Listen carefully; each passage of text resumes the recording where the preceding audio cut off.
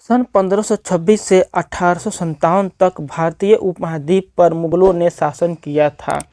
मुगल वंश की शुरुआत करने वाला और पहला मुगल बादशाह बाबर था, जो उज़्बेकिस्तान से भारत आया था।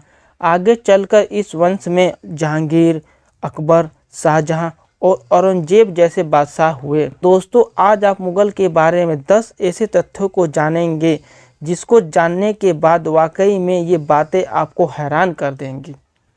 नंबर 1, मुगल काल में अपराधी को मृत्युदंड देने का जो आम तरीका था वो बड़ा ही भयंकर था।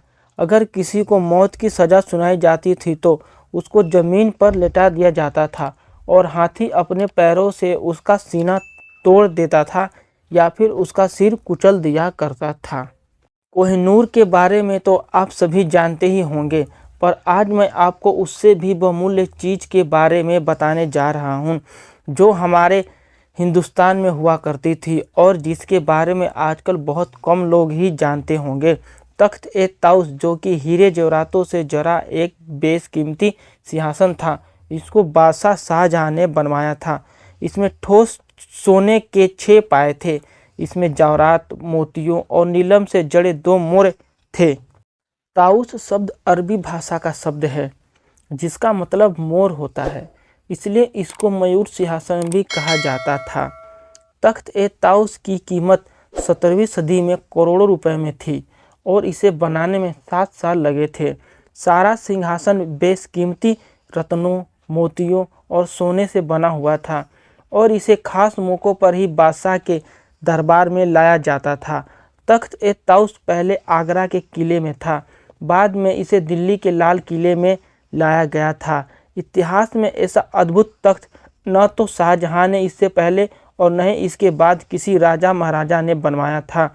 ईरान के बादशाह नादिर शाह ने जब दिल्ली पर हमला किया तो सारी धन दौलत को लूटने के साथ साथ वो तख्त-ए-ताउस को भी अपने साथ ईरान ले गया था।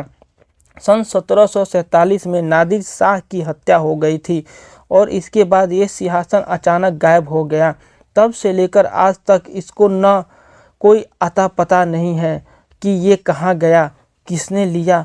समय समय पर सरकार इसका पता लगाने की कोशिश करती रहती है।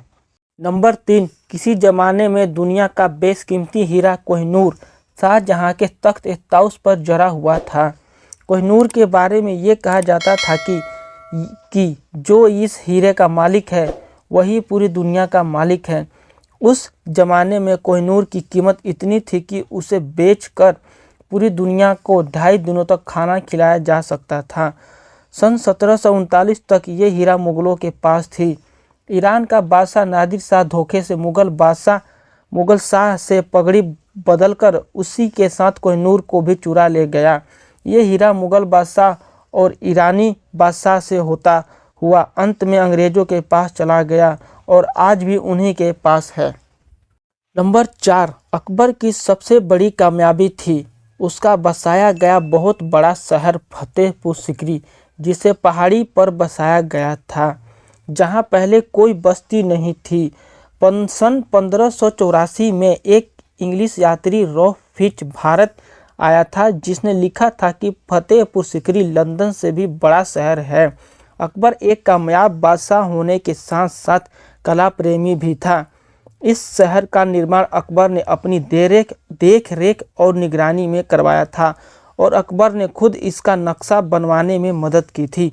पहले मुगल साम्राज्य की राजधानी आगरा थी। फतेहपुर सिकरी को अकबर ने नई राजधानी बनाया था। फतेहपुर सिकरी 1570 से लेकर 1585 तक मुगल साम्राज्य की राजधानी रही, पर पानी की कमी की वजह से सिर्फ 15 साल में ही इस शहर को छोड़ दिया गया था और राजधानी को फिर से आगरा ले जाया गया। इतिहास में ऐसा पहले कभी नहीं हुआ था कि एक के सपनों से इतना बड़ा शहर बसाया गया और उसे 15 साल में ही वीरान कर दिया गया हो। नंबर 5, दुनिया का सबसे बड़ा दरवाज़ा बादशाह अकबर ने बनवाया था। आगरा से 36 किलोमीटर दूर फतेहपुर सिकरी में मौजूद बुलंद दरवाज़ा दुनिया का सबसे बड़ा प्रवेश द्वार है। बुलंद शब्द का अर्थ होता है महान या ऊंचा। इस दरवाजे को अकबर ने सन 1601 में बनवाया था। ये 177 फुट ऊंचा है। नंबर 6, हुमायूं, जो कि बाबर का बेटा था और दूसरा मुग़ल बादशाह बना था। वो अफ़ीम का बड़ा शौकीन था। अफ़ीम ही उसकी मौत की वजह बनी थी। एक दिन जब वो नशे में और अफ़ीम के प्रभाव में था तो लाइब्रेरी की सीढ़ियों से गिरकर उसकी मृत्यु हो गई थी। नंबर 7, अकबर सभी धर्मों का सम्मान करता था। उसने आपसी एकता को बढ़ावा दिया। उसके शासन के दौरान राजदरबार में हिंदुओं को ऊंची पदवियां मिली थी। उससे पहले के बादशाहों द्वारा हिंदुओं पर लगाया जाने वाला जजिया कर उसने हटा दिया था। उन्होंने राजपूत रानी जोधा से शादी की थी, लेकिन उन्होंने कभी उनको मुसलमान नहीं बनाया। यहाँ तक कि रानी जोधा बाई के लिए फतेहपुर सीकरी में उसने मंदिर भी बनवाया। 1582 में अकबर ने एक नया धर्म बनाया जिसका नाम दीन ए इलाही। इसमें अकबर ने सभी धर्मों के मूल बातों को मिला दिया था, जिसमें प्रमुख धर्म थे हिंदू, इस्लाम, ईसाई, जैन और पारसी। अकबर ने खुद भी इस धर्म को अपनाया था, लेकिन इस धर्म को ज़्यादा प्रसिद्धि नहीं मिली थी और अकबर के अलावा बीरबल ही इसका अनुयायी रहा था और अकबर के बाद सिर्फ 19 लोगों ने ही इस धर्म को अपनाया था। नंबर 8, सभी मुग़ल बादशाहों में सिर्फ औरंगजेब ही अकेला ऐसा बादशाह था जो अपने इस्लामिक नियम के चलते शराब नहीं पीता था, लेकिन साथ ही उसे मुग़ल इतिहास का सबसे क्रूर बादशाह भी माना जाता है।